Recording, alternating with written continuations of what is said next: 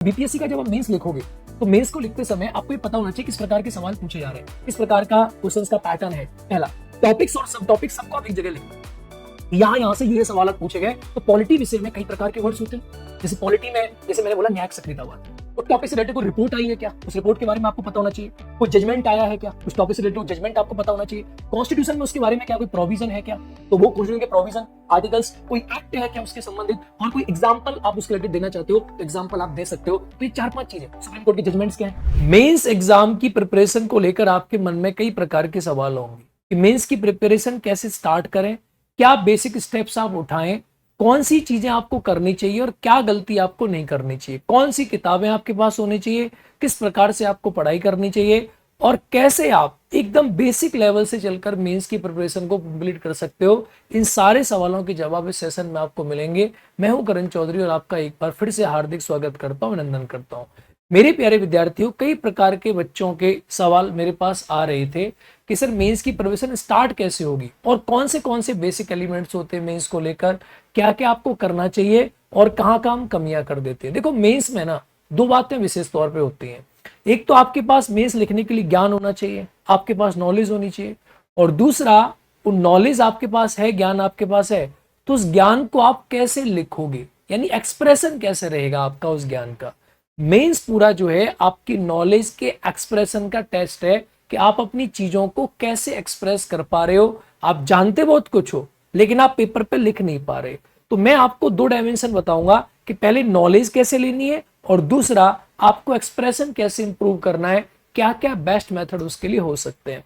देखो, मेंस के ना कई सारे स्टेप है। जैसे मैंने इसमें 2-3-4 चीजों को स्टेप्स में बांट के आप लोगों को बताया है, क्योंकि कई बार बच्चों के सवाल कई प्रकार के रहते हैं, उनको लेकर मैंने आपको चीजें बता रहा हूँ। पहला टास्क नंबर आपको 1 क्या करना चाहिए कि सबसे पहले आप सभी को ना प्रीवियस पेपर ले लेने चाहिए मेंस के। क्योंकि आप जिस एग्जाम की प्रिपरेशन कर रहे हो, बीपीएससी एग्जाम की प्रिपरेशन कर रहे हो, तो बीपीएससी का जब आप मेंस लिखोगे तो मेंस को लिखते समय आपको ये पता होना चाहिए किस प्रकार के सवाल पूछे जा रहे हैं, किस प्रकार का क्वेश्चंस का पैटर्न है, कौन सी प्रकार की चीजें हैं, और यहीं से आपकी जो नॉलेज है, जो कंटेंट है, उसका बेसिक अंडरस्टैंडिंग प्रिपेयर होगा। ये सबसे पहला स्टेप आपका होना चाहिए। अब आपने कोई 10 साल के, 5 साल के, कोई भी आपने प्रीवियस पेपर ले लिए, आपने 10 साल की प्रीवियस पेपर ले लिए। अब उसके अंदर क्या देखोगे, आपके जो पेपर वाइज बटे हुए हैं, तो आप उसे सब्जेक्ट वाइज में तोड़ लो। जैसे आप क्या करो, एक ना 4-5 आप पेपर की सीट ले लो और उसको क्या करो, आप किसी टॉपिक वाइज में तोड़ लो। जैसे सपोज करो आपने पॉलिटी को ले लिया। अगर आपने पॉलिटी के सेक्शन को ले लिया तो पॉलिटी के सेक्शन में आप जो हर साल का पेपर देखोगे तो आप ये नजर आएगा आप लोगों के कुछ ऐसे सेक्शन है जिनको बार बार टच कर रहा है, तो आप उनकी एक लिस्ट बनाओ। फॉर एग्जाम्पल, जैसे पॉलिटी है तो पॉलिटी के सेक्शन में मान के चलो आपने देखा कि जुडिशरी है, न्यायपालिका, तो आप देखोगे जुडिशरी से सवाल पूछ रहा है, न्यायपालिका से सवाल पूछ रहा है। किस प्रकार के सवाल न्यायपालिका से पूछे जा रहे हैं, क्या पूछ रहा है, न्यायिक सक्रियतावाद पूछ रहा है, या जुडिशियल रिव्यू पूछ रहा है, या उसका रोल पूछ रहा है, न्यायपालिका का रोल क्या होगा।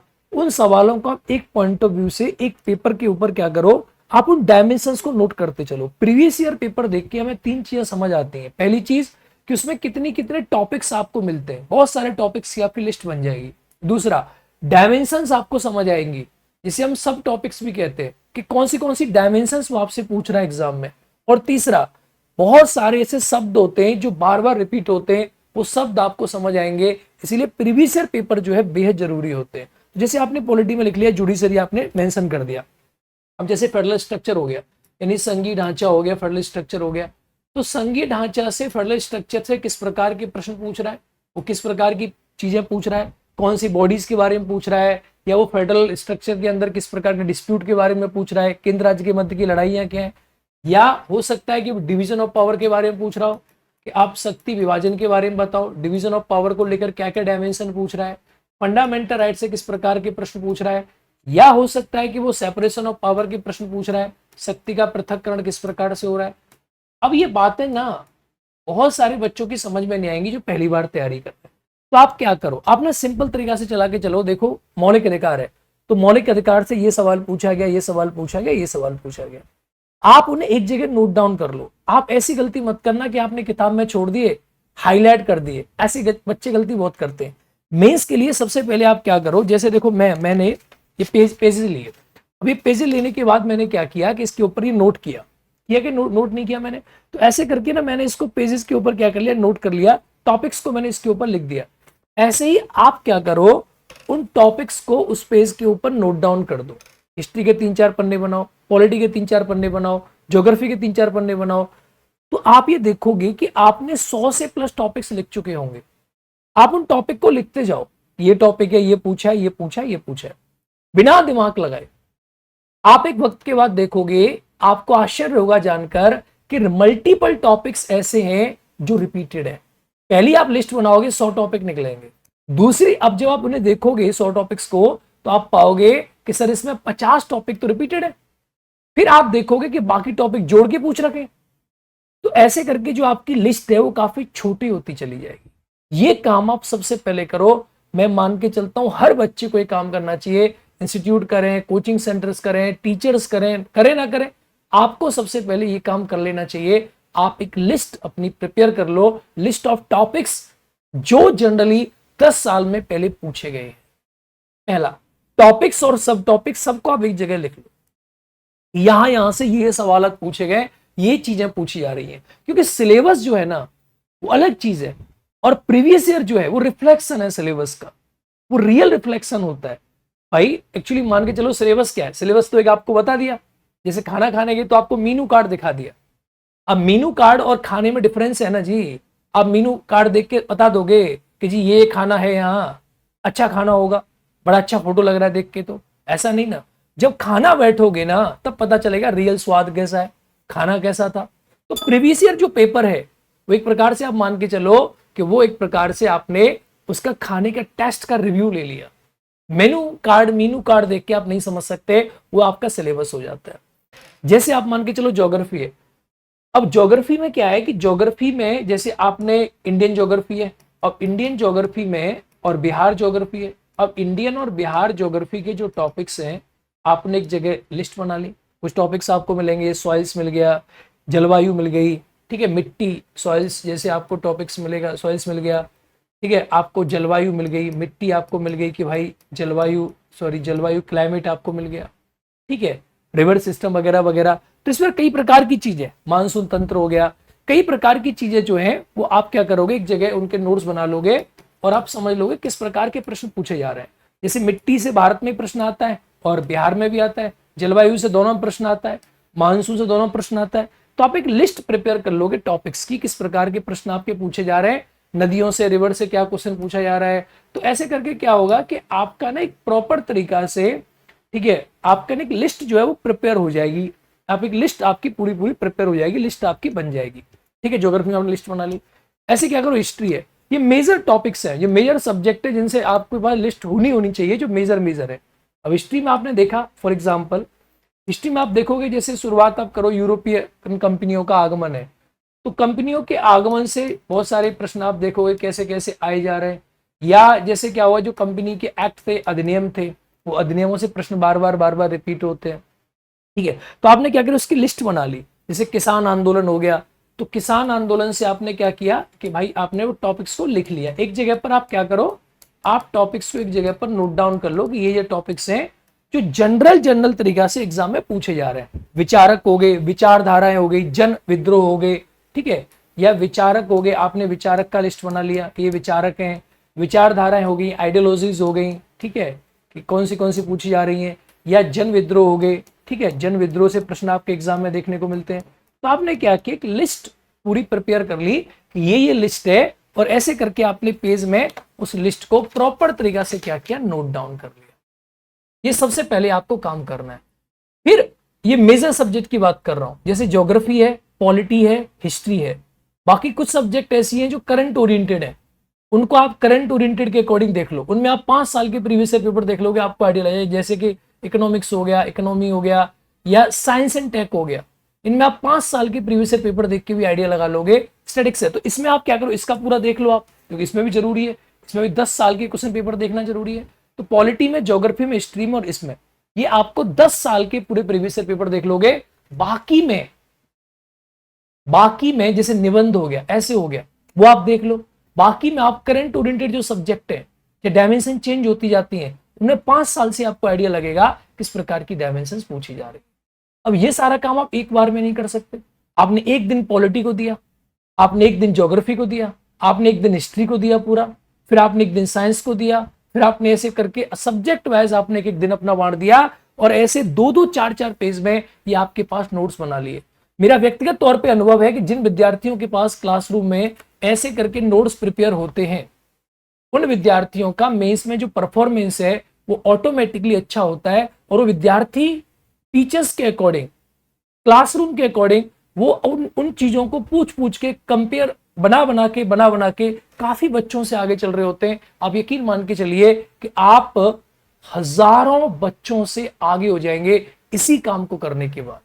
This is the first step I am telling you.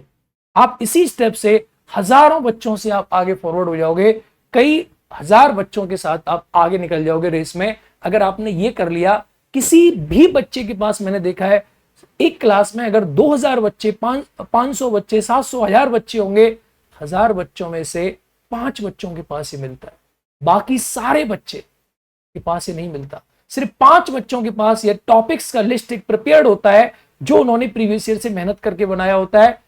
इससे अगर सब बच्चे इस काम को कर ले इस वीडियो को देखने के बाद, तो हो सकता है कि कंपटीशन बढ़ जाए, लेकिन ये बेहद जरूरी है, आपको ये करना ही चाहिए, ये बेहद जरूरी है। इससे आप अपने जो मेंटर्स हैं, अपने जो टीचर्स हैं, उनका भी समय बचेगा और आपका समय बचेगा। और कभी कभी क्या होता है कि उनको भी आप एक डायरेक्शन जो है आप बता सकते हो कि सर ये चीजें हमारी छूट रही हैं, ये चीजें हमें करनी है, ये हमारी मोस्ट इंपॉर्टेंट टॉपिक्स हैं, और उसके अकॉर्डिंग आप चीजों को लेकर चलोगे। तो प्यारे बच्चों, ये काम सबसे पहले आपको मेरे मित्रों कर लेना है। अब जैसे आपने ये काम कर लिया तो आपके पास कंटेंट आ गया। इस काम को करने के बाद आपके पास क्या होगा, कंटेंट होगा, टॉपिक्स की आपके पास लिस्ट होगी, एक टॉपिक्स की आपके पास प्रॉपरली लिस्ट होगी, और आपके पास सब टॉपिक्स होंगे कि भाई ये चीजें हैं और ये चीजें एग्जाम में पूछी जाती हैं, रिपीटेड, और सारी चीजें आपके पास होंगी। आपके पास कई प्रकार के प्रमुख शब्द होंगे जो वर्ड्स पूछे जाते हैं कि क्रिटिकली इवेल्युएट करो, ठीक है, या क्रिटिसाइज करो, ठीक है, या उस पर टिप्पणी करो। ये कई प्रकार के शब्द आपके पास होंगे। अभी आप ये नहीं जानते, बस आपके पास लिस्ट होगी, इसका क्या मीनिंग है, इसका क्या मीनिंग है, इसका क्या मीनिंग है, आप नहीं जानते होंगे। आपके पास एक लिस्ट होगी वर्ड्स की कि क्या होता है, आलोचना का मतलब क्या है, आलोचना का मतलब क्या है, टिप्पणी का मतलब क्या है, रिव्यू का मतलब क्या है, तुलना का अध्ययन क्या है, तुलनात्मक अध्ययन का मीनिंग क्या है, ठीक है, ये सारी, समालोचनात्मक का मतलब क्या होता है, ये सब जो वर्ड्स है वो उनकी एक लिस्ट आपके पास होगी। सेकंड, हर सब्जेक्ट की एक अलग से कुछ वर्ड्स होते हैं। जैसे पॉलिटी है तो पॉलिटी विषय में कई प्रकार के वर्ड्स होते हैं। जैसे पॉलिटी में, जैसे मैंने बोला न्यायिक सक्रियतावाद, एक शब्द है, न्यायिक सक्रियतावाद हो गया। या जैसे शक्ति का पृथक्करण मैंने बोला तो एक शब्द है, शक्ति का पृथक्करण, न्यायिक सक्रियतावाद, शक्ति का विभाजन, ठीक है। या जैसे मैंने बोला कि भाई संविधान का संरक्षक, या मैंने बोला कि मैंने जैसे first pose the pass system है, अग्रताही विजेता, अग्रताही विजेता नाम का शब्द मैंने बोला। तो हर विषय में अपने कुछ नंबर ऑफ वर्ड्स होते हैं, उन्हीं वर्ड्स को एग्जामिनर बार बार घुमाता है।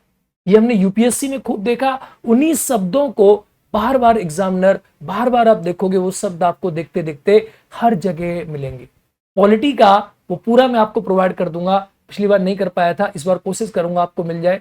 जैसे बहुत बेसिक वर्ड्स हो गए, ठीक है, वो शब्द वो आपके पास होने चाहिए। हर सब्जेक्ट के शब्द आपके इस काम को करने के बाद बन जाएंगे, अगर आपने काम सही से किया। अगर आप कर पाओगे तो बेस्ट चीज है। दूसरा कोई करेगा तो वो मजा नहीं आएगा, कर तो हम भी देंगे, मैं भी कर दूंगा, और वो आपको मजा, वो सेटिस्फेक्शन प्राप्त नहीं होगा। जो सेटिस्फेक्शन तुम खुद खाना खा के रिव्यू करोगे वो अलग सेटिस्फेक्शन है। और मैं कह दूं कि इस रेस्टोरेंट में बहुत बढ़िया दाल तड़का मिलता है, इस रेस्टोरेंट का एकदम जो है, जो अगर आपने इस रेस्टोरेंट का बेसिकली नान खा लिया तो मजा आ जाएगा। मेरा कहना और आपके कहने में अंतर है ना, आप उसको खुद करो एक बार। तो ये समझ आ गया, प्रमुख शब्द आपको ज्योग्राफी में, हिस्ट्री में, जनरल शब्द, और प्लस जो क्वेश्चंस के स्टेटमेंट वाइज वर्ड्स होते हैं, you will get a list of the words, वो आपको पूरी की पूरी प्राप्त हो जाएगी। ये गारंटेड तौर पे मैं कह रहा हूं। अगर आपने पूरे 10 साल के प्रीवियस ईयर पेपर को देखा तो आप प्रमुख शब्दों को और जो वर्ड्स मेन वर्ड्स होते हैं, आलोचना, समालोचना, टिप्पणी, इन सब की एक लिस्ट आपके पास बन जाएगी। और हर विषय की आप प्रिपेयर कर लीजिएगा। दूसरा, अब प्रश्न में सबसे इंपॉर्टेंट चीज है कितने शब्दों में लिखना। आप ये देखोगे कि शब्दों की जो सीमा है ये बड़ा गेम है, कितने शब्दों में आपसे लिखवाया जा रहा है प्रश्न, ये आपके पास प्रिपेयर होना चाहिए कितने शब्दों में। तो जब प्रीवियस ईयर को देखोगे तो कितने शब्दों का आइडिया लगेगा। अगर आप लिखना चाहते हो तो शुरुआत का सबसे अच्छा तरीका यही होता है, आप किसी चीज के बारे में लिखना चाहते हो, आपने कोई ज्ञान ले लिया, मान लो आपने ज्ञान ले लिया कि भारत के, मैं छोटा सा टॉपिक आपको देता हूं, मान लो आपने छोटा टॉपिक ले लिया कि राजनीतिक दलों की क्या भूमिका है, क्या भूमिका है भारतीय लोकतंत्र में। अब आप इस टॉपिक के ऊपर, आजकल के जमाने में कंटेंट की कमी नहीं है, आजकल के जमाने में इतनी सारी किताबें हैं, चैट जीपीटी है, लोग क्या करते हैं टॉपिक डालेंगे ठग से वो बता देगा भारतीय लोकतंत्र में राजनीतिक दलों की भूमिका, ठीक है, importance of political parties in Indian democratic system. अब आपको पता है, आपके पास कंटेंट आ गया, यानी ज्ञान आ गया। अब उस ज्ञान का सबसे पहला स्टेप है, आप कदम पेन उठाएं और कलम उठा के आप पहले ये देखें कि कितने शब्दों में, क्या उस ज्ञान को आप उतने शब्दों में लिख पा रहे हो, क्या उस ज्ञान को उतने शब्दों में आप लिख पा रहे हो कॉपी पे। सबसे पहला प्रैक्टिस यही होता है कि आपके पास ज्ञान है, मींस की सबसे बड़ी समस्या ज्ञान है, ज्ञान है। पहली प्रॉब्लम कि ज्ञान ही नहीं है, दूसरी प्रॉब्लम कि ज्ञान है, पर ज्ञान है पर शब्दों की सीमा में नहीं लिख पा रहे हो। ये अगर आपने कर लिया तो सेकंड प्रॉब्लम आती है कितने प्रश्न के खंड। देखो प्रश्न में कई प्रकार के खंड होते हैं, कई प्रकार के खंड होते हैं प्रश्न के अंदर। जैसे मैं बना के चलूं कि जैसे वर्तमान समय में संसद की भूमिका, वर्तमान समय में संसद की भूमिका में गिरावट देखने को मिल रही है। एट प्रेजेंट समय में आप देख रहे हो तो role of parliament is getting degraded. वर्तमान समय में संसद की भूमिका में गिरावट देखने को मिल रही है। क्या राजनीतिक दल इसके लिए जिम्मेदार हैं? लो, तो क्या हुआ, दो प्रकार की डायमेंशंस आपको दे दी। तो एग्जाम में ना कई प्रकार की प्रश्न में डायमेंशंस आपको देखने को मिलती है, डायमेंसिफाइड कर देता है प्रश्नों को। जैसे कोई प्रश्न मान लो आपने मौलिक अधिकार से प्रश्न आपने ले लिया, तो मौलिक अधिकार का प्रश्न आपने ले लिया, तो अब आप प्रश्न को जब लिखोगे, क्वेश्चन आपसे पूछ लिया कि भारतीय संविधान में अनुच्छेद 32 को संविधान की आत्मा कहा जाता है। भारतीय संविधान में दिए गए मौलिक अधिकार की विशेषताओं की चर्चा करें, लीजिए। अब आप दो डायमेंसिफाइड आपको दे दिया। तो प्रश्न के जो खंड है, क्या आप सारे खंडों को टच कर पा रहे हैं, क्या आप सारे कंपोनेंट को टच कर पा रहे हैं, इस चीज की आप अभी से प्रैक्टिस करें। Are you able to write down all the sections of the particular questions. Gentleman, मैं आपको जो बता रहा हूं, दोस्तों मित्रों भाइयों, मैं जो आपको बता रहा हूं ये एकदम रियलिस्टिक अप्रोच वाली चीज आपको बता रहा हूं। कोई ऐसा ज्ञान नहीं आपको बता रहा कि जो संभव ही ना हो। यही प्रॉब्लम्स हम फेस करते हैं और हजारों लाखों बच्चों को देखा है मैंने, इन्हीं सारी चीजों को ट्रैप रहते हैं।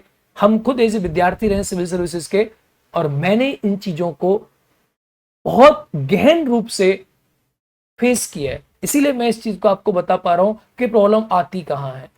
रियल प्रॉब्लम ये आती है कि एक तो हम ज्ञान नहीं ले पाते, फिर हम भूल जाते हैं, फिर हम लिख नहीं पाते, फिर हम लिखते हैं तो हम ओवर लिख जाते हैं, फिर हम सारे क्वेश्चंस की डिमांड को सेटिस्फाइड नहीं कर पाते। फिर धीरे धीरे जब आप इस काम को करोगे तो आप क्या करोगे, फिर एक नोट्स बनाने की स्ट्रेटजी होती है मेंस के पॉइंट ऑफ व्यू की, कि आप कैसे उसके नोट्स बनाओगे। कोई भी टॉपिक आपने देखा तो जैसे फॉर एग्जांपल आप कैसे उसके नोट्स प्रिपेयर करोगे। जैसे कोई भी टॉपिक आपने देख लिया, कोई भी टॉपिक आपने ले लिया, अब आप क्या करो, किसी भी टॉपिक के ऊपर अपने नोट्स प्रिपेयर आप कर रहे हो, तो उसके लिए 3 सेक्शन बड़ी अच्छी चीज होती है कि जैसे आपने उस पेज को 3 सेक्शन में आप तोड़ लो पेज को।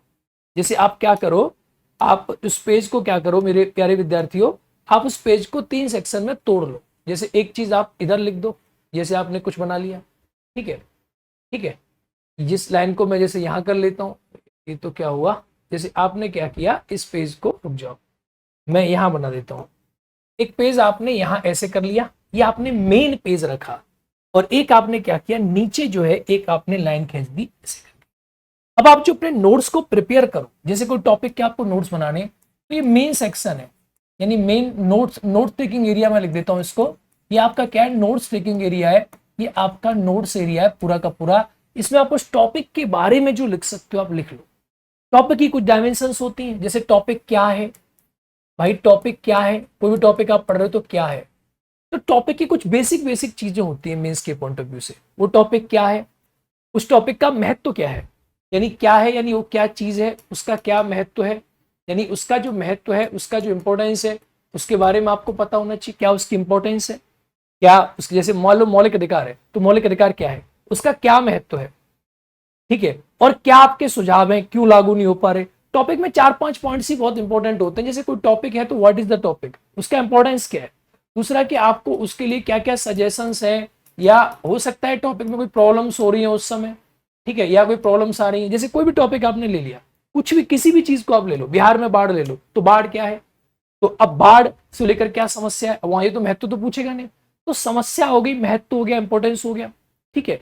या कोई टॉपिक क्या है, अब जैसे पॉलिटी है, तो पॉलिटी में तो जनरली क्या होता है, जैसे कोई भी टॉपिक है, पॉलिटी का एक फॉर्मूला होता है डीआरजी के, तो इसमें क्या होता है कि पॉलिटी के जब भी प्रश्न को आप लिखोगे तो आपको हर चीज की डेफिनेशन पता होनी चाहिए, इसके बारे में आप जानते हो डेफिनेशन मतलब क्या है, बेसिक बेसिक इसके बारे में बात कर रहे हो। उस टॉपिक से रिलेटेड कोई रिपोर्ट आई है क्या, उस रिपोर्ट के बारे में आपको पता होना चाहिए। कोई जजमेंट आया है क्या, उस टॉपिक से रिलेटेड जजमेंट आपको पता होना चाहिए। कॉन्स्टिट्यूशन में उसके बारे में क्या कोई प्रोविजन है क्या, तो वो कॉन्स्टिट्यूशन के प्रोविजन, आर्टिकल्स, कोई एक्ट है क्या उसके संबंधित, और कोई एग्जाम्पल आप उसके रिलेटेड देना चाहते हो तो एग्जाम्पल आप दे सकते हो। तो ये 4-5 चीजें। सुप्रीम कोर्ट के जजमेंट्स क्या है, मैं जजमेंट की एक पीडीएफ आप लोगों को प्रोवाइड कर दूंगा अपने टेलीग्राम करंट पॉलिटी पे, आप देख लेंगे पूरी साल के जो जजमेंट आए, जो एकदम ओरिएंटेड रहे, सारे जजमेंट आपको मिल जाएंगे। खान ग्लोबल स्टडीज पे मैं क्लास लेता हूं, वहां सारे जजमेंट्स में कवर कराऊंगा। तो जजमेंट्स की एक लिस्ट आप प्रिपेयर करके रख लो। रिपोर्ट्स जो आई है रिसेंटली, वो रिपोर्ट्स को आप एक जगह रख लो, क्या क्या रिपोर्ट्स आई हैं, क्या क्या जजमेंट्स आए, ठीक है। तो ऐसे करके हर चीजों को आपको धीरे धीरे बनाना पड़ता है, उन्हें आपको यूज करना पड़ता है। तो किसी भी टॉपिक के बारे में जो लिखो तो ये मेन नोट्स टेकिंग एरिया होता है जहां आप लिखोगे, फिर आपको कुछ चीजें बाद में याद आएंगी। तो यहां क्या करो, आप एक्स्ट्रा वैल्यूएशन के लिए आप क्या करो, थोड़ी सी जगह को आप छोड़ दो जहां आप एक्स्ट्रा वैल्यूएबल पॉइंट्स को लिख सको, और यहां अपना टॉपिक के बारे में समरी लिखना स्टार्ट करो। जो भी टॉपिक है उसके बारे में समरी लिखना नीचे स्टार्ट करो कि इस टॉपिक की क्या समरी हो सकती है, उसकी समरी आप अपने शब्दों में प्रिपेयर करो। समरी से क्या हुआ कि आप चीजों को बड़ी चीजों को आप बहुत ज्यादा समराइज कर पाओगे, तो आपका जो स्किल है ना, वो चीजों को आप जल्दी जल्दी, आपके जो नोट्स होंगे इफेक्टिव होंगे। यानी समरी पूरी आपने यहां लिख दी, मेन एरिया लिख दिया, या आपने कुछ बुलेट पॉइंट्स को आपने मेंशन कर दिया, जो आपको लग रहा है कि बुलेट पॉइंट एग्जाम ओरिएंटेड हो सकते हैं, उन्हें आपने एक जगह पर लिख दिया। ये एक बेस्ट अप्रोच होती है नोट्स में बढ़ाने की, और उन चीजों को समझते जाने की, उन्हें खत्म करते जाने की। डायमेंशन आप प्रीवियस से समझोगे कितनी डायमेंशन पूछी जा सकती है, जैसे विशेषता, महत्व, ठीक है, खामियां, सुझाव, सरकार के प्रयास, एफर्ट्स, ये सब ऐसी डायमेंशंस हैं जो एग्जाम में बार बार आते हैं। तो मित्रों, मैं आपका ज्यादा समय खराब नहीं करूंगा, इस प्रकार से आप चीजों को कर सकते हो, इस प्रकार से आप चीजों को जोड़ सकते हो, ठीक है। इस प्रकार से अगर आपने चीजों को जोड़ लिया तो आप ये मान के चलो कि आप अपने एग्जाम के लिए काफी अच्छे से प्रिपेयर हो जाओगे, और इसी प्रकार से आप प्रीवियस पेपर लेके चीजों को तैयारी शुरू करो। जो बच्चे अभी पहली बार एग्जाम की तैयारी कर रहे हैं वो एनसीईआरटी को, इसी फॉर्मूले को लागू करें, एनसीईआरटी उठाएं, एनसीईआरटी को पढ़ें, और एनसीईआरटी के इसी सेगमेंट वाइज जैसे मैंने बनाया ऐसे करके एनसीईआरटी के नोट्स बनाने की फॉर्मूले की शुरुआत करें। तो धीरे धीरे आप देखोगे आप हर टॉपिक के बारे में ऐसा एटीट्यूड आप बना लो। जैसे फॉर एग्जांपल मैं बोलूं ये माउस है, तो माउस क्या है, इसका क्या इंपॉर्टेंस है, इसमें क्या सुधार हो सकता है, इसमें क्या लगा होगा, ठीक है, इसको लेकर क्या सरकार की नीतियां हैं। बस आपको हर चीज के बारे में इसी प्रकार की डायमेंशंस आपकी होनी चाहिए। आप सभी बीपीएससी पॉलिटी के लिए और गवर्नेंस के लिए इस किताब को पढ़ सकते हैं। इसमें हमने सारी चीजों को बहुत अच्छे संकलन किया, और ये किताब बहुत ही अच्छी है, आपको मार्केट में मिल जाएगी पॉलिटी एंड गवर्नेंस के लिए। और इस समय फ्लिपकार्ट वगैरह में इस किताब का सेल चल रहा है, मेंस के लिए किताब है। आप फ्लिपकार्ट पर जाओगे, इस किताब को अगर आप सर्च करोगे पॉलिटी पावर पैक के नाम से ही मेंस डाल के, जैसे मैं यहाँ लिखूँ पॉलिटी पावर पैक और ये वाली किताब है, तो उस समय आपको मात्र 99 रुपीज की किताबें मिल रही है। बहुत ही बेस्ट बुक है ये, आप इसको एक बार पढ़ेंगे तो मेंस में पॉलिटी की जितनी डायमेंशन है सारी की सारी कवर हो जाएंगी। हिंदी में भी है, करंटली अवेलेबल है, लेकिन आपको मिल जाएगी, और इंग्लिश में है, दोनों में किताब आपको प्रोवाइड हो जा रही है। बिग बिलियन डे में इसका प्राइस जो है काफी कम आपको देखने को मिल रहा है, आप इसे पढ़ सकते हैं, ठीक है। और पॉलिटी पावर पैक जो मेरी किताब है प्रीलिम्स की, पॉलिटी पावर पैक जो मेरी बुक है ये वाली, इस वाली किताब को आप लोग खरीदें। बिग बिलियन डे में इस पर काफी सारे ऑफर चल रहे हैं, बड़ी बड़ी कंपनी ऑफर दे रही हैं, हम लोग आप लोग तो गरीब लोग हैं, तो आप लोग इस किताब को खरीद लें। बिग बिलियन डे में 200 रुपए समथिंग में किताब आपको मिल जाएगी। ये काफी मोटी किताब है और इसमें कलर्ड बुक ये मैंने प्रोवाइड करी है। और इस किताब के अंदर अच्छी खासियत क्या है कि इस किताब में ना आप देखते हो कि पीछे ना मेंस के प्रश्न दिए हुए हैं और उनके सॉल्यूशंस भी हैं। और मेंस के प्रश्न इसमें सारी परीक्षाओं के, आईएएस का, यूपीपीसीएस का, बीपीएससी का। तो अगर आपकी तैयारी शुरुआत कर रहे हो और आप चाहते हो कि आप सारी डायमेंशन कवर करें, यूपीएससी का मेंस, बीपीएससी का मेंस, यूपीपीसीएस का मेंस, झारखंड का मेंस, आप आइडिया लगा पाओ किस प्रकार के मेंस के सवाल आते हैं। और प्रीलिम्स में तो सारी डायमेंशन हमने इस किताब में कवर किए हैं। एक से एक बेहतरीन प्रश्न है इस किताब के अंदर। आप देखोगे तो माइंड मैप्स हैं, प्रॉपर हमने माइंड मैप्स को किताब के अंदर कवर कर रखा है। और इस बुक को हमने क्या किया है, कलर्ड में है।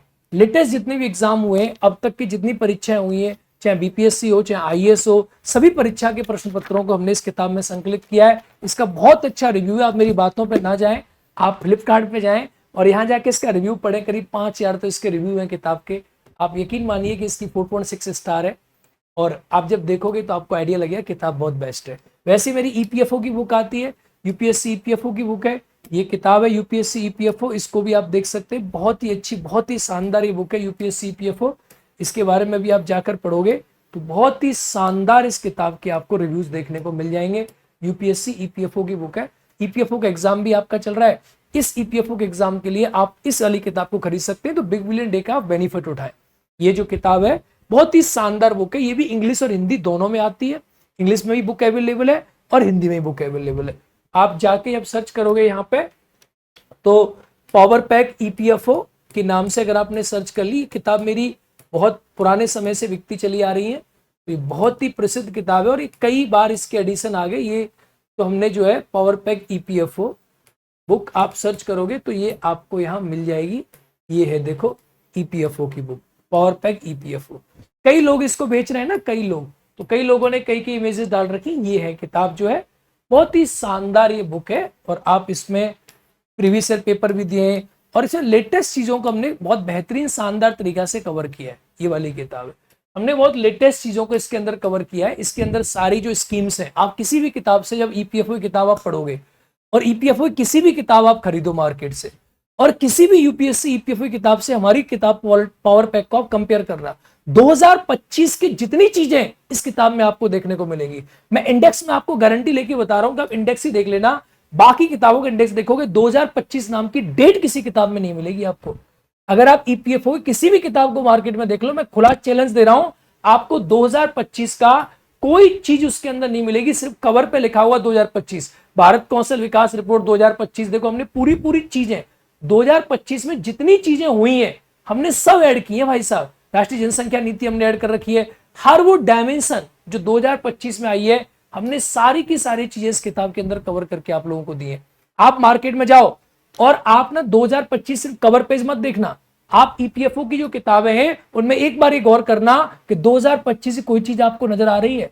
जितने ईपीएफओ के एग्जाम में प्रश्न आते हैं वो सारे करंट ओरिएंटेड आते हैं और करंट ओरिएंटेड प्रश्न ईपीएफओ के एग्जाम में आपको देखने को मिलेंगे। तो ज्यादातर जो किताबें हैं वो अपडेटेड नहीं है। तो यहां से इस बिग बिलियन डे में आप बेनिफिट उठाएं और सारी की सारी किताबों को अपने घर तक पहुंचाएं। जय हिंद दोस्तों। ठीक है, इसी प्रकार से जुड़े रहिए, हमारे चैनल के साथ आप जुड़े हैं। मैं कोशिश करता हूं कि आप लोगों का हमेशा मार्गदर्शन कर सकूं। आप मेरे बैचेस के लिए ज्वाइन कर सकते हैं। केजीएस पटना में मेरी क्लासेस चल रही हैं। मेरे प्यारे विद्यार्थियों, आप सभी का हार्दिक स्वागत है। मैं करण चौधरी एक बार आप सभी का फिर से हार्दिक स्वागत करता हूं। ठीक है मेरे प्यारे विद्यार्थियों, जुड़िए। अगर ये आपको दिया गया मेरे द्वारा जो भी आपको समझाया गया अगर आपको अच्छा लगा है तो 2-4 अच्छे कमेंट्स में आपके पढ़ के खुद को धन्य महसूस करूंगा और इसी प्रकार से अपने ज्ञान से आप लोगों के लिए कुछ योगदान देता रहूंगा। जय हिंद दोस्तों।